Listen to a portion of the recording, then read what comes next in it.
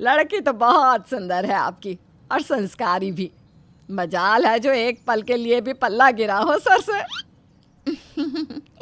हाँ, वो तो जिंदगी भर आप तरस जाएंगी मेरी बेटी को बिना पल्ला के देखे।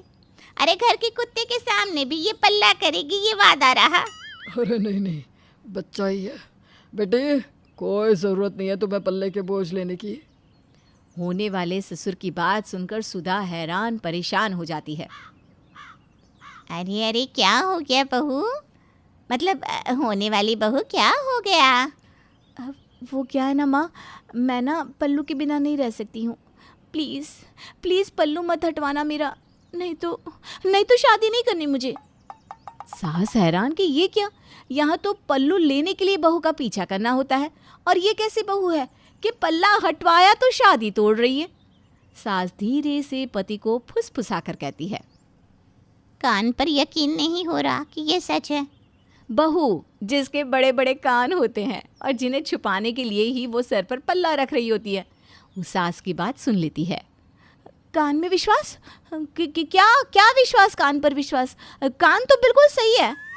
अरे नहीं बेटा, कान पर विश्वास मतलब कि आज के ज़माने में ऐसी बहू मिल रही है, इस बात पर विश्वास नहीं हो रहा। लेकिन अभी तो आपने बोला कि कान पर मतलब कि जो तुमने बोला वो हमारे कान पर विश्वास नहीं हो रहा, समझी? सॉरी सासू माँ, मैं ना मजाक कर रही थी। मुझे मजाक करने की आदत है। खैर, शादी तो हो जाती है तय और ससुराल वाले निकल जाते हैं। उन लोगों के जाने के बाद न जाने मेरी लड़की के कान इतने बड़े बड़े कैसे हो गए। हर बात पर उसके कान खींचा करती थी, उसी का नतीजा है कि ये कान इतने बड़े हो गए, समझी? लड़ी लो आप दोनों, अब शादी की तैयारी करो ना। और देखो माँ, ऐसी फिसलने वाली साड़ियाँ ना ले लेना जो सर से फिसल कर निकल जाए और सबके सामने मेरी कान की बेइज्जती हो जाए। हाँ देख कर लूँगी मैं साड़ी। वैसे तूने राहुल से तो बात कर ली है ना, उससे तो दिखा दिए ना अपने बड़े लंबे कान। हाँ माँ, वो तो फैन हो गया मेरे कान का। खैर, शादी की तैयारी हो जाती है और बड़े कान वाली सुधा की शादी हो जाती है राहुल से। शादी के बाद बहू, ओ बहू कहाँ है? बहू! माँ जी इतनी जोर से क्यों चिल्ला रही हैं? कान फट गए मेरे। हाय रे, कल तो सर से पल्ला नहीं खिसकेगा करने वाली आज कान क्यों फाड़ रही है, चिल्ला रही है? बहू, एक दिन में तो गिरगिट भी रंग नहीं बदलती। तो मैं क्या करूँ माँ जी, उसकी क्वालिटी ख़राब है तो मेरा क्या कसूर? वैसे भी मैं बता देती हूँ, घर पर ना धीरे धीरे बात होनी चाहिए। मुझे तेज़ आवाज़ में बातें बर्दाश्त नहीं होती। तू तो निकल ही जा, ज़्यादा अच्छा रहेगा, क्योंकि मेरे घर में धीरे बोलने की आदत ही नहीं है किसी की। तभी ननद आ जाती है। माँ और भाभी के बीच की तकरार सुनकर उसे गुस्सा आ जाता है। माँ धीरे बोलो ना, क्या पता भाभी के कान में एक्स्ट्रा स्पीकर लगा हो। वैसे कान तो देखा नहीं है हम लोगों ने भाभी का। क्यों भाभी, जरा पल्ला तो हटाइए। भाभी हैरान, परेशान और डर जाती है। और हाँ, मैं तो कहती हूँ मोहल्ले की औरतों को भी बुला लेते हैं कि आखिर क्या कारण है कि भाभी सर से पल्ला हटाना ही नहीं चाहती। कहीं टकली तो नहीं है? सही बोल रही है बेटा, संस्कारी तो ऐसी बन रही थी, लेकिन अब तो जबान चल रही है घोड़े जैसी। बहू, तू ना ये सर पर पल्ला रखने का नाटक छोड़ ही दे, हटाइए सर से पल्ला। सास बहू के सर से पल्ला हटाने के लिए जैसे ही आगे बढ़ती है, बहू सास को धक्का दे देती है। हाय रे, मर गई, मेरी तो कमर ही टूट गई। भगवान, करम जली। देखिए माँ जी, हद में रही है। करम जली नहीं हूँ मैं, आप ही पंगा ले रही हैं। अरे देखो तो, कान में सुनने की मशीन तो नहीं लगा रखी, सारी बात सुन लेती है। ननद बहू के कान के पास देखती है तो उसे नीचे से लटकते बहू के कान दिख जाते हैं। माँ, हाथी जैसे कान है इसके तो। अरे बड़े कान वाली है तुम्हारी बहू। हट बहू नहीं है ये मेरी, धक्का देकर गिरा दिया। देखा मुझे तेरे कान। अरे हटा पल्ला, दिखा जरा कान। बस अब क्या था, हाथापाई शुरू। ननद और सास मिलकर ठान लेती है कि वो लोग बहू के कान देखकर ही रहेंगी, और वहीं बहू बेचारी किसी तरह अपने हाथी जैसे कान का राज दुनिया वालों से बचा कर रखना चाहती थी, लेकिन अब करे तो क्या करे। दिखा कान, क्या छिपा रही है, दिखा मुझे। फिर कहते हैं ना, सास के सामने किसी की कहाँ चलती है। जैसे ही पल्ला सरकता है, सामने आ जाते हैं बहू के बड़े बड़े कान। ये हाथी है या लड़की? माँ हंसते नहीं, भाभी का चेहरा देखो। बेचारी सुधा, उसे तो लग रहा था कि बस जमीन यहीं फट जाए और वो उसमें समा जाए। भाभी आप बहुत अच्छी लगती हैं, आपको कान छुपाने की क्या ज़रूरत है? वैसे भी हम जैसे हैं वैसे ही अच्छे हैं, क्यों? ननद के मुंह से प्यार के 2 शब्द सुनकर बहू रोने लगती है। वो जोर जोर से रोती है।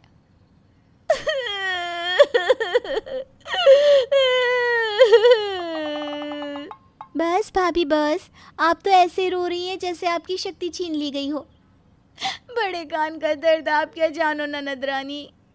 वाह भाभी वाह, वैसे इतने बड़े बड़े कान संभालती कैसे हैं आप? क्या बताओ, बस यही एक राज है जो ज़माने से छुपा कर रखा था, लेकिन वो भी अब तो सिर्फ मेरा मजाक ही बनेगा। देख बहू, डील साइन कर ले मेरे साथ। इस घर में रहना है तो जबान चलाना बंद कर दे, और मैं तेरे कान का राज राज रखूंगी। वैसे इतने लंबे कान। देखिए ना दीदी, माँ को समझाइए ना, ऐसा ना करे। अब तीनों बात कर ही रहे होते हैं कि नौकरानी आ जाती है और बहू को घूरने लगती है। माँ जी ये देखिए, इसने भी। हाय रे, भाभी की ये कान इतने बड़े। हाय रे, पहली बार देखा मैंने इतने बड़े कान वाली औरत को। भाभी हाथी लग रही है, हाथी। चुप कर, और मजाल की कहीं तूने अपना मुंह खोला तो। हाँ, मेरी बहू के कान हाथी जैसे है, ये कहीं बोली ना तो। माँ जी आप तो और उसे गुस्सा दिला रही हैं, प्यार से बोलिए ना।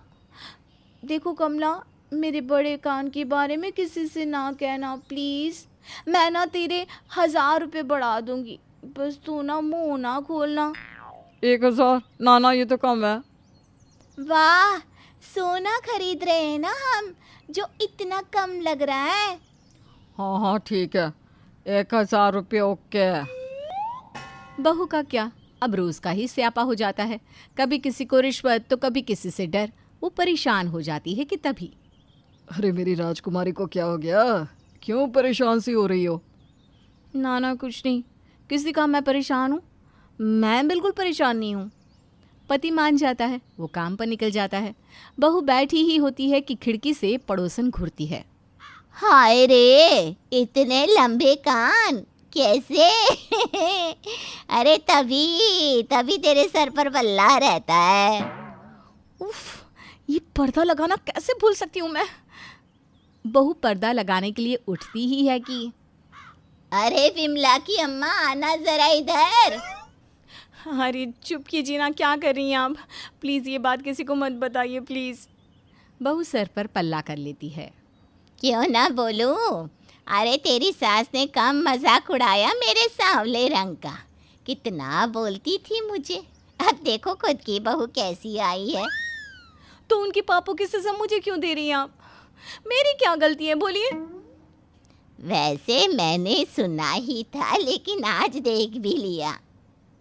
देख लिया? अरे हाँ देख लिया तो कोई बात नहीं, पर किसी को बताइए तो मत। मैं ना आपको रोज़ नाश्ता बनाकर खिलाऊंगी, वो भी खिड़की से, किसी को पता भी नहीं चलेगा। देखिए आज ना मटर पनीर बनाए हैं, लेकर आऊँ? वो तो लेकर आ। सुना था मैंने बड़े कान वाले नाटंकी होते हैं, आज देख भी लिया। बहू को गुस्सा तो बहुत आता है, लेकिन करे क्या। 1000 रुपये की लालच में नौकरानी का मुंह बंद कराया। सास से बहस नहीं कर सकती, और अब ऊपर से ये पड़ोसन। बहू परेशान सी ही रहती है कि कोई और उसके सर ना चढ़ जाए कि तभी सास की आवाज़ आती है। अरे करम चली कहाँ चली गई? चाय क्या तेरी अम्मा बनाएगी? माँ जी, करम जली शब्द से नफरत है मुझे। और रही बात मेरी माँ की, तो माँ तक तो ना ही पहुँचो, नहीं तो मैं भी आपकी माँ के सारे कर्म गिना दूंगी। क्या कहा बड़े हाथी जैसे कान वाली? रुक तो। तभी नौकरानी, भाभी पैसे एडवांस चाहिए, 1000 रुपये बढ़ाकर। अरे ऐसे कैसे? पैसे नहीं है मेरे पास, महीना खत्म हो जाए तब ले लेना। दे दो भाभी, वरना जानती हो ना कहाँ कहाँ तक बात जाएगी। तभी पड़ोसन का मैसेज बहू के फ़ोन पर आता है। क्या बना है आज? हाय रे, बड़े कान ने तो जीवन नरक ही कर दिया। बहू सोच लेती है कि वो प्लास्टिक सर्जरी से कान ठीक करवा लेगी। वो शाम को पति से सारी बात कर देती है। ओहो, तो ये बात थी तुम्हारी परेशानी की। है क्या तुम्हारे पास इसका इलाज? बताओ। बिल्कुल, तुम्हारे कान बड़े हैं, ये सबने देखा, लेकिन कोई इतना मोटा है तो कोई इतना काला, ये नहीं दिखा तुमको? चलो, मैं तुम्हारी प्लास्टिक सर्जरी करवा भी देता हूँ, लेकिन फिर क्या? अरे भगवान ने जिसको जैसा बनाया है उसे उसमें खुश रहना आना चाहिए, क्यों? अब सुधा को पति की बात समझ में आती है। अगली सुबह नहा धोकर वो किचन में जाती है, सास को चाय देती है। पास खड़ी होती है नौकरानी, दोनों बहू को घूर रही होती है। जानते हैं क्यों? क्योंकि आज उसने पल्लू से अपने कान छुपाए नहीं, बल्कि बालों को कान के पीछे करके खुलकर अपने कान दिखाए हैं। अकेली अकेली चिड़चिड़ करके कुछ तो फिर से बड़बड़ा रही है ये करम जली। आज मैंने जली हुई खीर की बर्फी बनाने बोला था ना, और मूली के पराठे भी, इसीलिए इसे इतनी चिड़चिड़ मच रही है। कुछ सुनाई भी नहीं दे रहा, क्या बके जा रही है। जिस तरह इस दूरबीन से दूर का देख सकते हैं, काश इस तरह दूर का सुनने वाला कोई यंत्र भी होता। हे मेरे पहाड़ी वाले बाबा, अब कौन सी आफत आ गई? अरे क्या हुआ, क्यों चिल्ला रही है? दिन दहाड़े कौन सा भूत देख लिया तूने? कुछ नहीं सासू माँ, वो दरअसल एक छिपकली थी, मोटी और लंबी, लेकिन अब वो चली गई खिड़की के बाहर। हे भगवान, न जाने क्या होगा इस कलयुग की पीढ़ी का। आप तो ऐसे बात कर रही हो जैसे आप बड़ा सतयुग से आई हो। ये सुनकर कमला वहां से चली जाती है। उसी शाम घर में बहू की सहेलियां आती हैं और वो तीनों आंगन में बैठी बातें करने लगती है। अब सारी सहेलियां इकट्ठा हुई है, जम क्या चुगलियां करेंगी पीठ पीछे अपनी सास और अपने ससुर और अपने पति की। बहू क्या बात कर रही है ये जानने की उत्सुकता तो बहुत थी, लेकिन दूर बैठे होने की वजह से कुछ सुनाई नहीं दे रहा था। अब कमला देवी उनके चेहरों के हाव भाव देखकर ही बातों का अंदाजा लगाने लगती है। अरे यार सुहानी, तुझे मैं क्या बताऊं, मेरी जब से शादी हुई है ना, मानो बर्बादी हुई है। मेरी सास मुझे एक पल के लिए भी चैन से बैठने नहीं देती। हर वक्त कभी आम पन्ना बनाओ, कभी लहसुन चटनी बनाओ, कभी मटर छिलो तो कभी साड़ी को इस्त्री करो। एक बहू का जीवन ना किसी नौकरानी से कम नहीं है। सच में सास ना दानव होती है, दानव। अरे कल तो हद ही हो गई, खामखा बेफिजुल में एक्स्ट्रा 15 लोगों का खाना बनवाया और सारा घर साफ करवाया। मुझे तो इस उम्र में ही बूढ़ी करके दम लेगी मेरी सास। मेरी कमर और मेरे पैर अब से ही जवाब देने लग गए हैं। तेरी सास कैसी है सुहानी? अब मैं क्या बताऊं मेरी सास के बारे में, वो तो मानो दुनिया की सबसे बेस्ट सास है। दोनों सहेलियां ये बात सुनकर चौंक जाती है। देखो देखो, मेरी इज्जत की धज्जियां उड़ा रही है पक्का, इसीलिए इसकी सहेलियां भी इतनी आश्चर्यचकित हो रही हैं।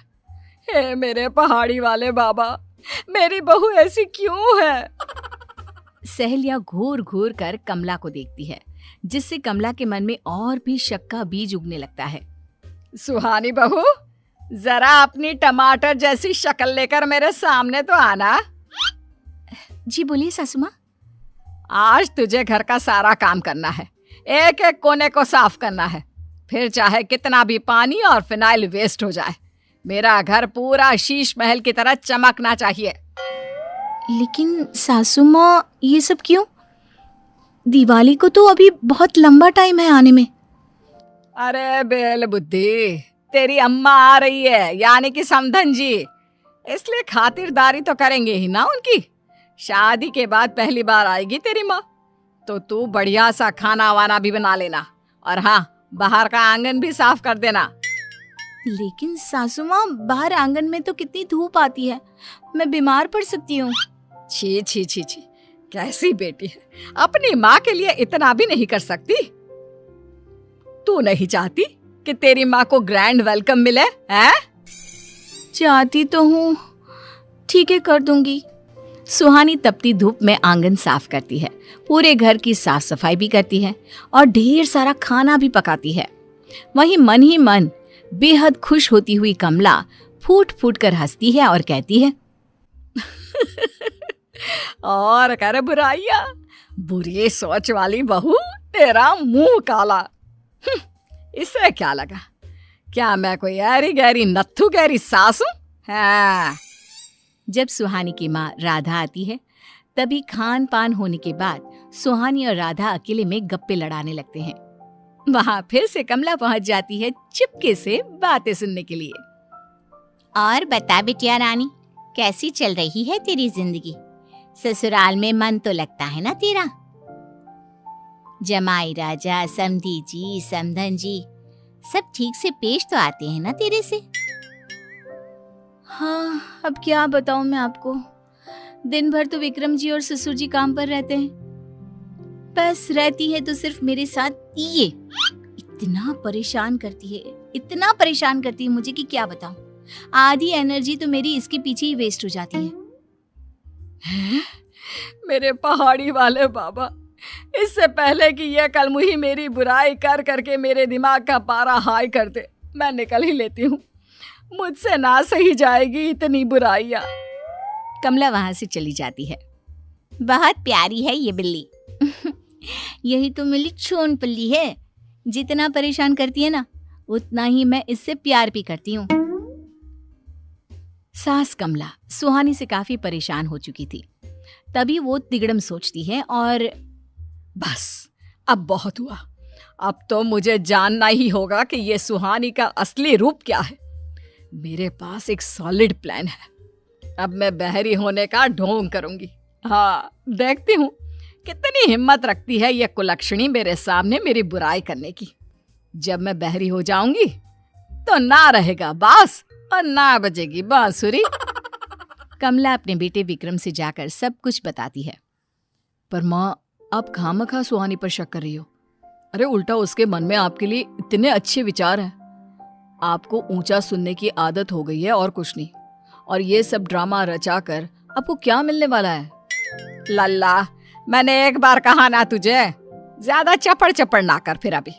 तुझे मेरी सौगंध, तुझे मेरा इस नाटक में साथ देना ही होगा। कमला अचानक से पूरे घर को अपने सर पर उठा लेती है और ऊंचा सुनने का नाटक करने लगती है और कान खराब होने का। सासू माँ, आपके लिए तड़कती फड़कती अदरक वाली चाय ले आऊं? फिर आज खाने में मटर भी करना है। क्या? किसका मर्डर करना है? हैं? अरे मेरी पूजनीय सासू माँ, मर्डर नहीं, मटर मटर मटर की सब्जी बनाऊंगी आज, ये कह रही हूँ। मेरा कान। क्या हुआ सासू माँ, आपके कान में दर्द हो रहा है क्या? हाँ बहू, काफी दर्द हो रहा है। लगता है मेरी कानपुर की लाइन खराब हो गई है। पिछले कुछ दिनों से तू ही देख रही है ना तेरी आंखों के सामने। मुझे ना तो कुछ ठीक से सुनाई दे रहा है और ना ही मेरे कान का दर्द कम होने का नाम ले रहा है। ये तो काफी चिंता वाली बात है सासू माँ, आप फिक्र ना करो। मैं ना अभी डॉक्टर को और विक्रम जी को बुलाती हूँ। आपकी ऊंचा सुनने वाली बीमारी को हम जल्दी ही ठीक कर देंगे। विक्रम को ना चाहते हुए भी अपनी माँ के कहने पर डॉक्टर से झूठ बुलवाना पड़ता है। डॉक्टर और विक्रम घर आते हैं। डॉक्टर जब कमला का कान चेक करता है तो वो घबरा कर चिंता के मारे कहता है, अरे ये तो काफी सीवियर प्रॉब्लम है। दरअसल कमला जी के दोनों कानों के पर्दे कमजोर हो गए हैं। मैं एक हियरिंग स्पेशलिस्ट होने के तौर पर आपको यही सजेस्ट करूंगा कि कमला जी को सुनने वाली मशीन का इस्तेमाल करना शुरू करना चाहिए, जिसके चलते इन्हें अपनी आसपास की बातों को सुनने में आसानी होगी। लेकिन डॉक्टर, अब क्या मेरी सासू माँ उम्र भर ईयर मशीन लगाएंगी? इसका और कोई इलाज नहीं है? ऑपरेशन से तो आजकल सारी बीमारियां ठीक हो जाती है ना? सुहानी को यूं इस तरह बीच में बोलते देख कमला धीरे से अपने बेटे विक्रम से कहती है, देखा कैसे टोक रही है बीच बीच में। इसे अच्छी तरह पता है ना, मैं मशीन लगाऊंगी तो ये बुराइयां कहाँ जाकर करेगी, चौक के बरगद के पेड़ पर। माँ, आप ना ओवर थिंक कर रही हो, ऐसा कुछ नहीं है। वो आउट ऑफ कंसर्न कह रही है, ऐसा सलाह दे रही है डॉक्टर को बस। जी नहीं, इस उम्र में इतना सेंसिटिव ऑपरेशन करना काफी रिस्क का काम है, इसलिए हम ये ऑपरेशन अलाउ नहीं करते बच्चे और बूढ़ों को। ठीक है, जैसा आपको सही लगे वैसा ही कीजिए, बस मेरी सासू माँ को कोई प्रॉब्लम ना हो।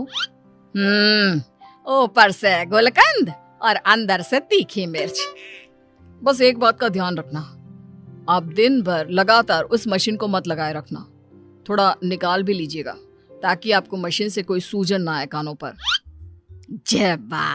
जब मैं मशीन निकालूंगी तभी तो आएगा ना ऊंट पहाड़ के नीचे, तभी मैं तेरी सच्चाई का खुलासा करूंगी। जब तुझे लगेगा कि मैं तो बहरी हूँ, बिना मशीन की हूँ, और तू मौके का फायदा उठाकर मेरी किसी से तो बुराई करेगी ही, तभी तेरी खैर नहीं। युद्ध का आगाज होगा तब तो, बस मुझे पॉइंट मिल जाए कोई। कमला अब हर रोज मशीन लगाए रखती और दोपहर में मशीन निकाल कर बैठा करती। एक दिन जब वो मशीन निकालती है और सुहानी अपनी चाची से बात कर रही है फोन पर। अब अपनी चाची को मिर्च मसाला लगाकर करेगी मेरी बुराई। अरे नहीं नहीं चाची जी, यहाँ पर तो सब कुछ ठीक है। और मेरी सासू माँ जो है ना, गंगा मैया की सौगंध, एकदम बेस्ट है। मुझे माँ की कमी महसूस ही नहीं होती उनकी छाया में। फिर भले ही वो मुझे कितना भी डांटे, कितने भी ताने कसे। और मेरे पति विक्रम जी तो क्या बताऊं, इतना प्यार करते हैं। ये क्या, ये लड़की तो मेरी बुराई करने के बजाय मेरी तारीफों के पुल बांधने जा रही है। कहीं यह नाटक तो नहीं कर रही? हाँ, नाटक ही कर रही होगी। फिर कुछ दिन बाद जब सुहानी की सहेलियां घर पर आती हैं, वो सभी एक साथ बैठी हुई थी एक कमरे में, और सास कमला बिना मशीन के वहां अपना फोन लेने आती है। नमस्ते आंटी जी। नमस्ते काकी। अरे इन्होंने ना मशीन नहीं लगाई है, इसलिए इन्हें कुछ सुनाई नहीं दे रहा, फोन लेने आई हैं बस। ओह, काश हमारी सास भी बहरी होती, फिर हम उनके तानों के बदले जी भर के उन्हें मुंह तोड़ जवाब देते, और उन्हें कुछ सुनाई भी नहीं देता। हाँ यार, लेकिन अफसोस, फूटी किस्मत हमारी। गाइस, तुम लोग इतना क्यों परेशान होते हो अपनी सास से? सास बहू जैसा पावन रिश्ता इस दुनिया में और कोई नहीं है। मेरी सास तो मेरी दूसरी माँ है। हमें हमारी सास का हमेशा सम्मान करना चाहिए। क्या यार सुहानी, अब बस भी कर। उस दिन भी जब हम आंगन में मिले थे, तब भी तू सिर्फ अपनी सास की तारीफों की बौछारी कर रही थी। इतना प्यार सेहत और रिश्तों के लिए हानिकारक है। फोन लेती हुई कमला ये सब सुनकर आश्चर्यचकित रह जाती है, और फिर कमरे के बाहर आकर, ए मेरे पहाड़ी वाले बाबा, ये क्या, एक बार इत्तेफाक हो सकता है, 2 बार, 3 बार नहीं। इसका मतलब उस दिन आंगन में भी ये सुहानी मेरी तारीफ ही कर रही थी। वहां ऑफिस में परेशान हो रहा विक्रम ये सोचता है, कहीं माँ सच तो नहीं कह रही। हालांकि मैं जानता हूँ सुहानी माँ की कभी बुराई नहीं करेगी, लेकिन अगर बाई चांस गलती से माँ बिना मशीन के बैठी हो और सुहानी ने कोई गलत बात कह दी उनके बारे में, तो फिर घर में तो वर्ल्ड वॉर होकर ही रहेगा। नहीं, इससे पहले कि घर में दोनों सास बहू बर्तन झाड़ू और बेलन लेकर एक दूसरे पर टूट पड़े, मुझे इस क्लेश को, इस अनहोनी को होने से रोकना होगा। मैं अभी जाकर सारा सच सुहानी को बता देता हूँ कि माँ बहरी नहीं है। कमला को अपनी बुरी सोच का एहसास हो जाता है, और सहेलियों के जाने के बाद जब सुहानी हॉल में साफ सफाई कर रही होती है, तभी उस पर एक बड़ा संदूक गिरने ही वाला होता है और वो जोर से चीखती चिल्लाती है। सुहानी की चिल्लाने की आवाज सुनकर कमला वहां आकर उस संदूक को पकड़ लेती है। तू ठीक है ना बेटा? तुझे कहीं चोट वोट तो नहीं लगी ना? हाँ सासू माँ, मैं ठीक हूँ, थैंक यू, आपने तो मेरी जान बचा ली। हे मेरे पहाड़ी वाले बाबा, धन्यवाद। और थैंक यू किस बात का है? एक मिनट, आपने मशीन नहीं लगाई और फिर भी आपको मेरे चिल्लाने की आवाज और अभी मैं जो बोल रही हूँ वो सब सुनाई दे रहा है? ये सब क्या है? तभी कमला भावुक होकर सुहानी को सारा सच बता देती है और उससे माफी भी मांगती है। मुझे माफ कर दे बेटा, गलत फहमियों के भंवर में आकर मैंने न जाने तेरे बारे में कितना ही बुरा भला सोचा। लेकिन तू हर जगह मेरी इतनी तारीफ करती है, मुझे इतना सम्मान देती है। अरे सासू माँ, it's okay. By the way, solid plan किया था। हाँ ऐसा प्लान तो किसी सास बहू के टीवी सीरियल में भी नहीं आया अब तक। मान गए आपके लेखक दिमाग को। खैर चलो, जो हुआ सो हुआ। अभी इस गलतफहमी की वजह से ही हम दोनों में और भी एक्स्ट्रा प्यार उमड़ आएगा। तभी वहां विक्रम आता है और देखता है कि दोनों सास बहू एक दूसरे को घूर कर गुस्से से देख रही हैं। मर गए, लगता है मेरी एंट्री थोड़ी लेट हुई है, अब तो भूकंप आने ही वाला है। तभी दोनों सास बहू हंसते हुए, डरो मत, अंदर आ जाओ। कमला और सुहानी विक्रम को सब सच बता देते हैं। ओफो, मेरी तो जान ही निकल गई थी। चलो फाइनली सब ठीक हो ही गया। इसी बात पे एक तगड़ी टाइट झप्पी दे दे। ऑफ कोर्स सासू माँ। कमला और सुहानी दोनों के बीच सुलह हो जाती है और दोनों एक दूसरे को गले लगा लेते हैं और फिर माँ बेटी की तरह साथ साथ खुशी से रहने लगते हैं।